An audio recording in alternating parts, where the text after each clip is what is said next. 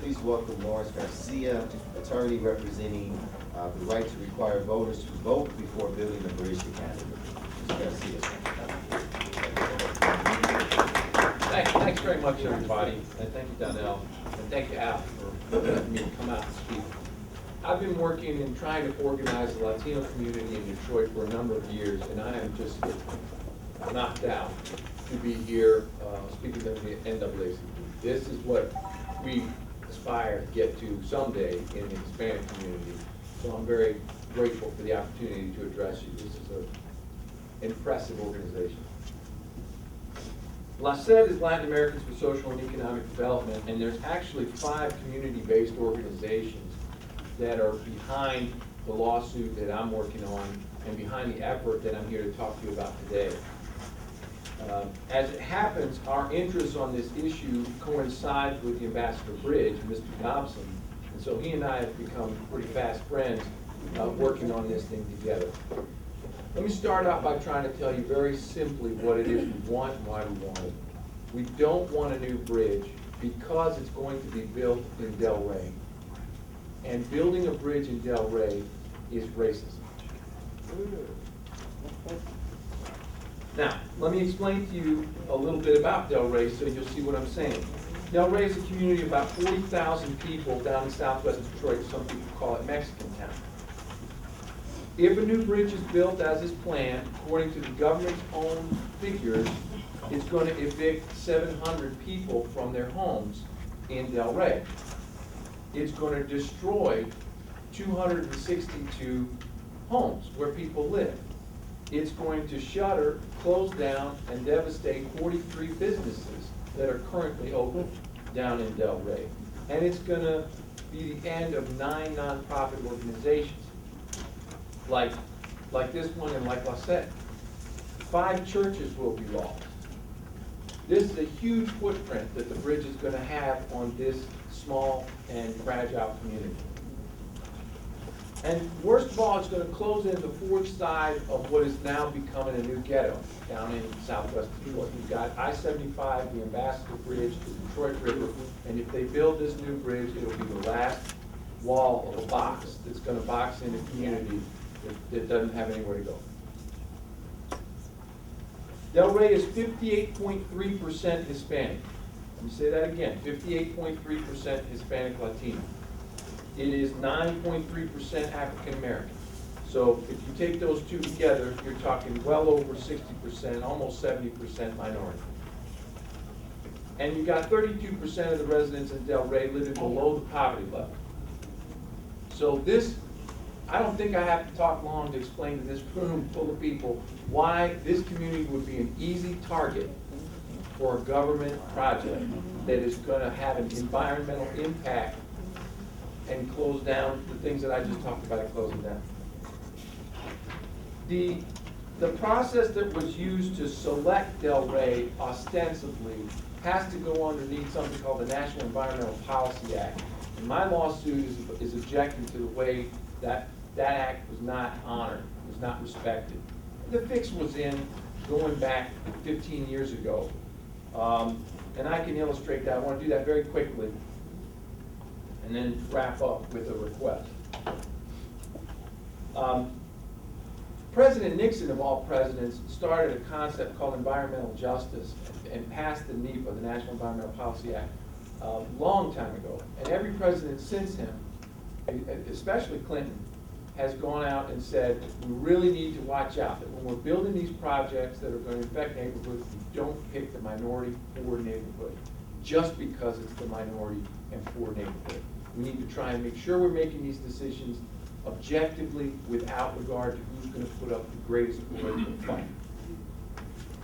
But that's exactly what we have here. Del Rey was picked because it's weak politically. Let me try and prove it to you. These are facts that are established by the government's own record in the process that selected Del Rey, things that we brought out on paper in our lawsuit.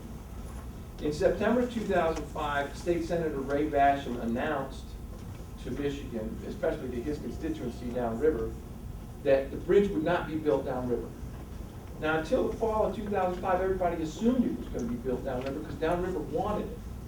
there was a time when they were making their own proposals to build their own bridge free from Canada and the United States. And the cat was out of the bag right then. So Governor Granholm didn't want to get scooped, and in October, she released a statement publicly saying that the bridge would not be built downriver, the new bridge. And then in November of 2005, another representative, Danielle Diggs, said that the governor pulled the downriver areas as a potential site. All right, so in September, October, and early November of 2005, you had 3 public officials announcing the downriver sites had been eliminated. What's ironic about that is that it wasn't until late November 2005 that the Federal Highway Administration began to study the issue of which sites would be best. So they'd already made up their mind before they'd done the analysis that the law required. The illustrative alternatives analysis began, according to the government's own admission, in December of 2005, after Del Rey had been, for all intents and purposes, selected. Now, in Southwest Detroit today, 1 in 5 children already suffers from asthma. And African American children in Southwest Detroit are hospitalized for asthma at rates that are 4 times higher than white children. 4 times higher respiratory disease amongst the children just living in the neighborhood. This is an impact. Building this new bridge and all that is going to come with it is not something that Del Rey can afford. We don't need to make that bad air quality even worse by constructing this bridge.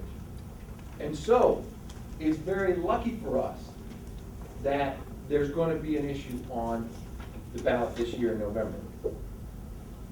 And that's why we're asking everybody to say that they should have a vote before they go about building any public bridges in Del Rey or anywhere else. We missed the boat, and we didn't raise a big enough stink in the early 2000s to stop this bridge from being built in our neighborhood.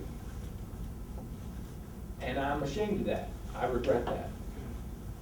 But I'm imploring you to please understand the situation that we're in, and to please help us grab the last safety line that we can to keep Southwest Detroit from being even more oppressed than it is now. Mr. Garcia, lastly, for the record, what does a yes and a no vote mean on this issue? Well, yes is to empower folks to have a vote before you build a bridge, and no would be to let things go on as they are. Ken, yeah. Ma'am, Thank you. I wanted to respond to your comment, and before I start, known Donnell a long time, I worked with Sherry, and I am the Director of Governmental Affairs for the Bridge Company. But I'm a straight shooter. My reputation is to, be truthful and tell you the truth, and that's what I plan on doing. You're right, the Bridge Company is, we are behind the Committee for the People to Decide. The Ambassador Bridge was actually built by private dollars back in 1909. But there's some differences. The difference is the governor is attempting to bypass the Michigan legislature. The difference between what he wants to do and what Mr. Marone wants to do is pretty simple. Mr. Marone wants to spend his money, but he actually has to go through the process of actually the representatives that you elect in your districts and your state senators, and they get to vote on his process. What the governor is attempting to do is he's trying to get his proposal through the state 2 times, and he hasn't. He's trying to bypass the state. What our proposal is, and I'm not down here to lobby you for our bridge or to discourage you from his bridge.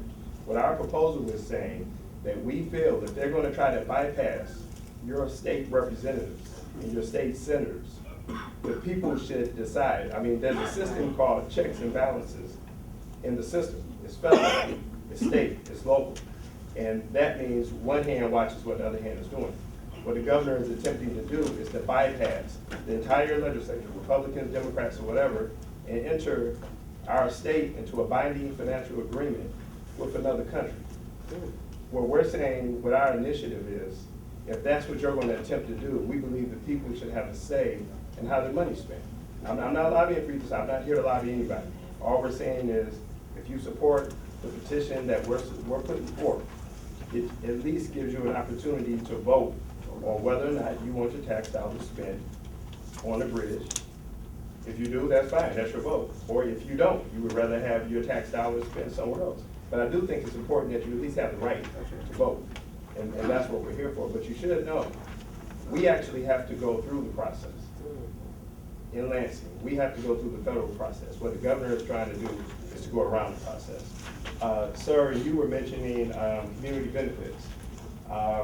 State Representative Rashida Tlaib, even though oftentimes we're on different sides of this issue, she's been fighting hard for community benefits for her community in Southwest Detroit.